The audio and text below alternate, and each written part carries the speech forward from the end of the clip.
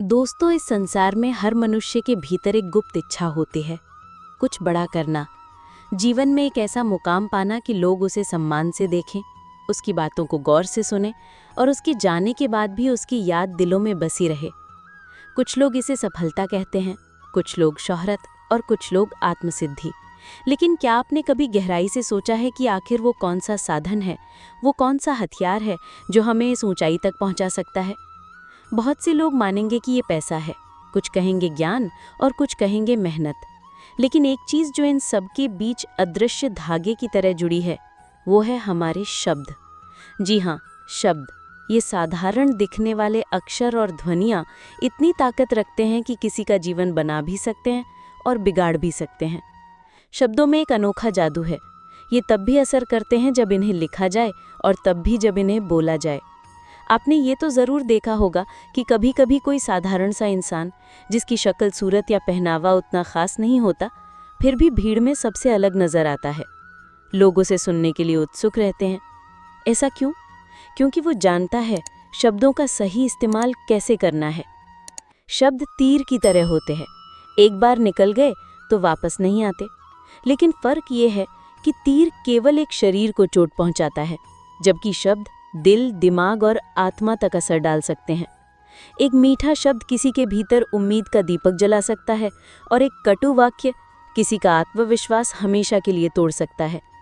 इतिहास गवाह है, महान नेताओं ने भाषणों से क्रांतियां खड़ी कर दीं, संतों ने अपने उपदेशों से समाज को बदल दिया और कवियों ने अपनी रचनाओं से पीढ़ियों तक के दिलों को छू लिया। वहीं दूसरी ओर कठोर शब्दों और गलत समय पर बोले गए वाक्यों ने युद्ध छेड़े, रिश्ते तोड़े और कभी न भरने वाले घाव दिए। हम सभी के जीवन में कभी न कभी ऐसा व्यक्ति आया होगा जो केवल अपनी बात करने की शैली से हमें प्रभावित कर गया। वो चाहे हमारे शिक्षक हों, कोई दोस्त, कोई बुजुर्ग या फिर कोई अजनबी। आपने गौर किया होगा, कुछ लोग पढ़ाई लिखाई में औसत होते हैं, लेकिन बातचीत की कला में माहिर होकर जीवन की सीढ़ियाँ चढ़ते जाते हैं। वहीं कुछ लोग ढेर सारा ज्ञान रखते हुए भी अपनी बात कहने में झिझकते हैं और पीछे रह जाते हैं। तो सवाल ये है, क्या ये कला सीखी जा सकती है? उत्तर है हाँ, बिल्कुल। लेकिन इसके लिए कोई भारी भरकम डिग्री, महंगे कोर्स या बड़ी किताबों की ज़रूरत नहीं है। आपको बस अपने अंदर के आत्मविश्वास को जगाना है और ये समझना है कि कब, कहाँ और कैसे अपने शब्दों का इस्तेमाल करना है। दोस्तों, शब्द केवल संवाद का साधन नहीं है, वो एक अस्त्र है। सही समय पर, सही व्यक्ति के सामने, सही ढंग से इस्तेमाल किए गए शब्द आपको वहाँ पहुँचा सकते हैं जहाँ तक पहुँचने के लिए लोग पूरी जिंदगी संघर्ष करते हैं। और यही समझाने के लिए मैं आपको ले चलता हूँ हिमालय की बर्फीली घाटियों में एक शांत बौद्ध मठ में, जहाँ एक दिन एक उत्सुक व्यक्ति उत्तरों की तलाश में एक महान भिक्षु के पास पहुँचा। हिमालय की एक ऊंची पहाड़ी पर बादलों के बीच छुपा एक प्राचीन बौद्ध मठ था। वहां बर्फ धीरे धीरे गिर रही थी और हवा इतनी ठंडी थी कि सांस लेते ही भीतर तक ठंड महसूस होती थी। लेकिन उस मठ के भीतर शांति, गर्माहट और एक अजीब सी दिव्य ऊर्जा थी। मठ के आंगन में घंटियों की मधुर ध्वनि गूंज रही थी। संतों की धीमी धीमी मंत्र ध्वनि वातावरण को और भी पवित्र बना रही थी। इसी मठ में एक वृद्ध बौद्ध भिक्षु आनंदित अपने ज्ञान और करुणा के लिए दूर दूर तक जाने जाते थे। लोग कहते थे कि वो शब्दों की शक्ति को ऐसे समझते हैं जैसे एक योद्धा अपनी तलवार को समझता है। एक दिन एक युवक अर्जुन बर्फीले रास्तों से होता हुआ कठिन चढ़ाई पार करके मठ तक पहुंचा। उसकी आंखों में जिज्ञासा थी और दिल में बेचैनी। अर्जुन ने मठ में प्रवेश करते हुए प्रणाम किया। गुरुदेव, मैं दूर दूर से आपकी सीख लेने आया हूँ।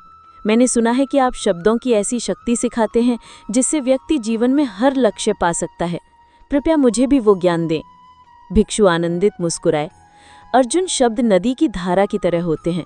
अगर उन्हें सही दिशा दी जाए तो वो खेतों को सींचते हैं, जीवन देते हैं। लेकिन अगर वे बेकाबू हो जाएं तो बाढ़ बनकर सब कुछ बहा ले जाते हैं। अर्जुन ने झुककर कहा, गुरुदेव, मुझे वो दिशा दिखाइए। भिक्षु ने गहरी सांस ली और बोले, अर्जुन, शब्दों की शक्ति को साधने के 8 सूत्र हैं। अगर तुम इन्हें समझ जाओ और अभ्यास करो तो तुम्हारी वाणी न केवल तुम्हारे जीवन को बदलेगी, बल्कि दूसरों के जीवन में भी रोशनी भर देगी। भिक्षु बोले, अर्जुन, बोलने से पहले 3 द्वार पार करने होते हैं। पहला, क्या ये सच है? दूसरा, क्या ये आवश्यक है? तीसरा, क्या ये कोमल है? अगर तुम्हारे शब्द इन तीनों द्वारों से गुजर जाते हैं तो वो सही हैं। उन्होंने एक कहानी सुनाई कि एक बार एक शिष्य मेरे पास आया और किसी तीसरे व्यक्ति के बारे में कुछ नकारात्मक बताने लगा। मैंने उससे यही 3 सवाल पूछे। पहला सवाल सुनते ही वो रुक गया, क्योंकि उसे यकीन नहीं था कि बात सच है। इसी तरह अगर हम हर वाक्य को इन तीनों द्वारों से गुजार दें तो अनावश्यक विवाद और गलतफहमियां खत्म हो जाएंगी। अर्जुन, कड़वे शब्द भी अगर शांत और धीमे स्वर में कहे जाएं तो वो सलाह बन जाते हैं, लेकिन अगर मीठे शब्द ही गुस्से में कहे जाएं तो वो ताना बन जाते हैं। उन्होंने उदाहरण दिया कि एक किसान था जिसकी फसल बार बार सूख जाती थी। उसका पड़ोसी उससे कहता, तुम पानी सही समय पर नहीं देते। कभी वो इसे गुस्से में कहता तो किसान नाराज हो जाता और अनसुना कर देता, लेकिन एक दिन उसने वही बात कोमल स्वर में कही और किसान ने मान लिया। अगले साल उसकी फसल लहलहा उठी। शब्दों की शक्ति केवल बोलने में नहीं बल्कि सुनने में भी है। जब तुम पूरी तरह सुनते हो तो तुम्हारे शब्द अधिक असरदार हो जाते हैं। भिक्षु ने एक घटना सुनाई कि एक व्यापारी अपने बेटे से कहता रहा, तुम बेकार हो। लड़का चुप रहता, लेकिन मन में आक्रोश भरता गया। एक दिन व्यापारी ने देखा कि उसका बेटा गलती करने से पहले बहुत देर तक सुनता है और सोचता है। तब उसे एहसास हुआ कि अगर मैं सुनना सीख जाऊं तो बेटे को समझ पाऊंगा। उसने ये आदत अपनाई और उनका रिश्ता बदल गया। अर्जुन, सच्ची प्रशंसा इंसान के दिल में बीज बो देती है जो उसे बेहतर बनने के लिए प्रेरित करता है। भिक्षु बोले, एक माली रोज पौधों को पानी देता था, लेकिन एक दिन उसने देखा कि एक पौधा दूसरों से ज्यादा हरा भरा है। उसने उसकी तारीफ की और बाकी पौधों की देखभाल में और प्यार डाल दिया। शब्द भी ऐसे हैं, जिसे आप सच्ची प्रशंसा देते हैं वो खिल उठता है। अर्जुन ध्यान से सुन रहा था। उसकी आंखों में चमक आ रही थी। गुरुदेव, बाकी 4 सूत्र भी बताइए। भिक्षु मुस्कुराए, बाकी 4 सूत्र और भी गहरे हैं। उन्हें मैं तुम्हें कल सुबह सूर्योदय के समय बताऊंगा, क्योंकि वो केवल सुने नहीं महसूस किए जाते हैं। भिक्षु ने धीरे से कहा, शब्दों का सही प्रयोग तभी संभव है जब मन और वाणी दोनों नियंत्रण में हो। अगर तुम्हारा मन क्रोध में है या लोभ से भरा है तो चाहे तुम कितने भी मीठे शब्द बोलने की कोशिश करो, तुम्हारे स्वर में तीखापन और स्वार्थ झलक ही जाएगा। शिष्य ने पूछा, गुरुदेव, आत्मनियंत्रण कैसे सीखा जाए? भिक्षु ने एक कहानी सुनाई। एक राजा था जिसकी तलवार इतनी तेज थी कि वो किसी भी चीज को पल भर में काट सकता था, लेकिन वो तलवार तब भी बेकार थी जब राजा का हाथ कांप रहा हो। शब्द भी तलवार की तरह हैं। उनकी धार तभी काम करती है जब बोलने वाला शांत हो। उन्होंने समझाया कि जब तुम्हें गुस्सा आए तो तुरंत बोलने के बजाय 3 सांस गिनो। जब तुम्हें किसी की प्रशंसा करनी हो तो पहले सोचो कि क्या ये प्रशंसा सच्ची और योग्य है। जब तुम्हें अपना दुख कहना हो तो ऐसे कहो कि सामने वाला उसे समझे, न कि उससे दूर भागे। यही आत्मनियंत्रण है। सही समय पर बोले गए शब्द सोने से भी कीमती होते हैं।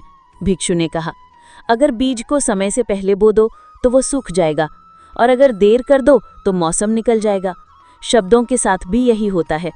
उन्होंने उदाहरण दिया कि एक यात्री तूफान में फंस गया। एक व्यक्ति ने उससे कहा, तूफान के बाद मैं तुम्हें रास्ता बताऊंगा, लेकिन तब तक देर हो चुकी थी। यात्री भटक कर कहीं और चला गया। अगर उसने सही समय पर कहा होता कि इस तरह चलो, यहाँ सुरक्षित हो, तो वो व्यक्ति बच जाता। भिक्षु ने कहा, अगर तुम सलाह दे रहे हो तो समय पर दो। अगर तुम किसी को चेतावनी दे रहे हो तो देर मत करो। अगर तुम धन्यवाद देना चाहते हो तो तुरंत कहो, क्योंकि कृतज्ञता का असर समय बीतने के साथ कम हो जाता है।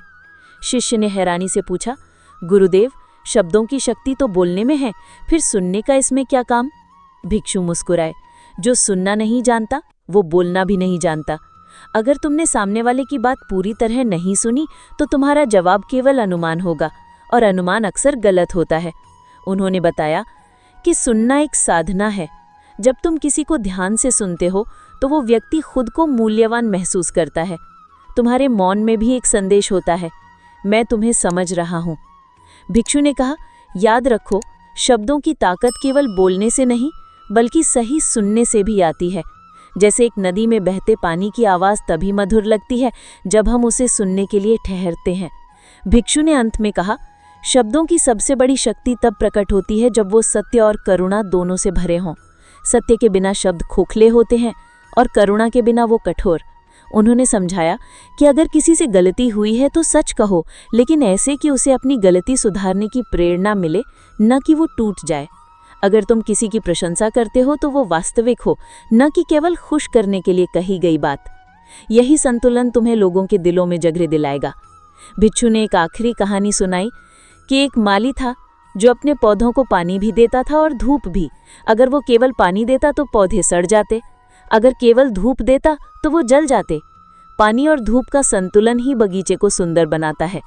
सत्य और करुणा भी शब्दों के बगीचे में यही भूमिका निभाते हैं। गुरु ने शिष्य की ओर देखा और कहा, अगर तुम इन 8 सूत्रों को साध लो तो तुम्हारे शब्द न केवल तुम्हारे लिए बल्कि दूसरों के लिए भी मार्गदर्शक बन जाएंगे। तब तुम देखोगे कि लोग तुम्हें केवल सुनेंगे नहीं, तुम्हारे शब्दों को जीने लगेंगे। गुरु द्वारा दिए गए 8 सूत्र शिष्य के मन में गहराई से उतर गए थे। लेकिन जैसा गुरु ने पहले ही कहा था, ज्ञान तब तक अधूरा है जब तक उसे जीवन में उतारा ना जाए। अब असली चुनौती शुरू होने वाली थी। गांव में एक दिन अचानक विवाद हो गया। 2 किसान रामू और शंकर खेत की मेड़ को लेकर झगड़ रहे थे। गांव वाले भी इकट्ठा हो गए और माहौल गर्म हो गया। शिष्य भी वहां पहुंचा। उसने देखा कि दोनों की आवाज ऊंची होती जा रही है। गुरु के शब्द उसके कानों में गूंजे, परिस्थिति को समझकर बोलो, तभी शब्द असर करेंगे। वो आगे बढ़ा, लेकिन उसने तुरंत बोलना शुरू नहीं किया। पहले उसने दोनों के चेहरे, उनकी सांसें, उनकी आंखों का गुस्सा देखा। फिर उसने धीमे स्वर में कहा, भाइयों, ये खेत कल भी यहीं था, आज भी यहीं है। अगर हम इसे लेकर दुश्मन बन गए तो कल हमारी दोस्ती शायद ना रहे। उसने पहले रामू से कहा, तुम अपनी बात बताओ, मैं ध्यान से सुनूंगा। फिर शंकर से भी यही कहा। दोनों ने बारी बारी से अपनी बातें कहीं। शिष्य ने परिस्थिति को देखते हुए ऐसे शब्द चुने जो दोनों को लगे कि वो उनका पक्ष सुन रहा है। कुछ देर बाद माहौल शांत हो गया और दोनों ने तय किया कि वे मेड़ की नाप फिर से करेंगे। ये शिष्य के लिए पहला सबक था। परिस्थिति के अनुसार चुने गए शब्द तलवार से भी तेज असर करते हैं। एक दिन शिष्य के पास गांव का एक नौजवान आया। वो अपने पिता से नाराज था और बोला, वे हमेशा मेरी तुलना दूसरों से करते हैं, मैं अब घर छोड़ना चाहता हूं। शिष्य ने लंबा भाषण नहीं दिया, बस इतना कहा, पेड़ से अलग हुई डाली छांव नहीं दे सकती।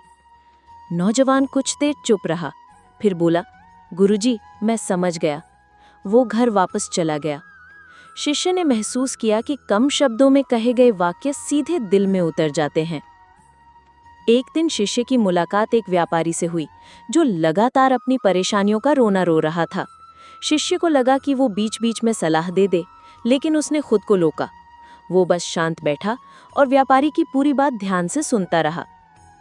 थोड़ी देर बाद व्यापारी ने खुद कहा, मुझे लगता है मैं अपनी समस्या का हल खुद जानता हूँ, बस मुझे कोई सुनने वाला चाहिए था।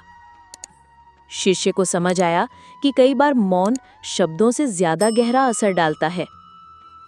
एक दिन वृद्धा बाजार में गिर गई। लोग इकट्ठा हुए, लेकिन कोई सीधे मदद नहीं कर रहा था। शिष्य दौड़ा और उसे उठाया। वृद्धा कहने लगी, बेटा, मैं बेकार हो गई हूँ, सबके लिए बोझ बन गई हूँ। शिष्य ने उसका हाथ थामकर कहा, माँ, पेड़ बूढ़ा हो जाए तो उसकी छांव और भी कीमती हो जाती है। वृद्धा की आंखों में आंसू आ गए, लेकिन ये खुशी के आंसू थे। उसने शिष्य को आशीर्वाद दिया। एक दिन एक व्यक्ति शिष्य पर झूठा आरोप लगाने लगा कि उसने उसके खेत से चोरी की है। गांव के सामने आरोप लगते ही लोग फुसफुसाने लगे। शिष्य का मन गुस्से से भर गया, लेकिन उसने गुरु की सीख याद की। गुस्से में बोले गए शब्द खुद को ही जला देते हैं। उसने 3 सांसें गिनी और शांत स्वर में कहा, भाई, अगर मैंने सच में चोरी की है तो तुम मुझे पंचायत के सामने दंड दे सकते हो, अगर नहीं तो तुम्हारे मन का भ्रम भी मिट जाएगा। बाद में जांच हुई और सच सामने आ गया। शिष्य निर्दोष था। लोगों ने उसकी शांत प्रतिक्रिया की सराहना की। एक दिन गांव में बच्चों का झुंड तालाब की तरफ भागा। शिष्य ने देखा कि किनारे की मिट्टी गीली है और फिसलन भरी है। उसने तुरंत आवाज लगाई, पीछे हट जाओ, वहां जमीन टूट सकती है। बच्चे तुरंत रुक गए। कुछ ही पलों में वही किनारा ढह गया और पानी में गिर पड़ा। अगर शिष्य एक क्षण भी देर करता तो हादसा हो सकता था। उसे समझ आया, सही समय पर बोले गए शब्द जीवन बचा सकते हैं। गांव में एक महिला आई जो अपने पति की मृत्यु के बाद टूट चुकी थी। वो बस अपनी पीड़ा सुनाने आई थी। शिष्य ने उसे बीच में नहीं टोका, न कोई सलाह दी, न उपदेश। बस सुनता रहा, आंखों में करुणा लिए। महिला जाते जाते कहने लगी, आज बहुत समय बाद मुझे लगा कि कोई सच में मुझे समझ रहा है। शिष्य को महसूस हुआ कि कभी-कभी सुनना ही सबसे बड़ी सेवा है। गांव के एक लड़के ने चोरी कर ली थी। लोग चाहते थे कि शिष्य उसके माता पिता के सामने उसे कठोर दंड दे। शिष्य ने लड़के को बुलाकर कहा, तुमने गलती की है और गलती को छुपाना सबसे बड़ी गलती है, लेकिन मैं तुम्हें दंड नहीं दूंगा। मैं तुम्हें मौका दूंगा कि तुम खुद अपनी गलती सुधारो। उसने लड़के को गांव के स्कूल में बच्चों को पढ़ाने का काम दिया। धीरे धीरे लड़के का स्वभाव बदल गया और उसने चोरी की आदत छोड़ दी। कुछ महीने बाद गुरु फिर गांव लौटे। उन्होंने देखा कि शिष्य के शब्द गांव के लोगों के जीवन में बदलाव ला रहे हैं। लोग कहते, वो सिर्फ बोलता नहीं, हमारे दिल में जगह बना लेता है। गुरु मुस्कुराए और बोले, अब तुम सिर्फ शब्दों के ज्ञानी नहीं, बल्कि उनके साधक बन गए हो। यही सच्ची जीत है। अगर आपको ये कहानी प्रेरणादायक लगी हो तो इसे लाइक करें, अपने दोस्तों और परिवार के साथ शेयर करें और ऐसी ही जीवन बदलने वाली कहानियों के लिए चैनल को सब्सक्राइब करना ना भूलें।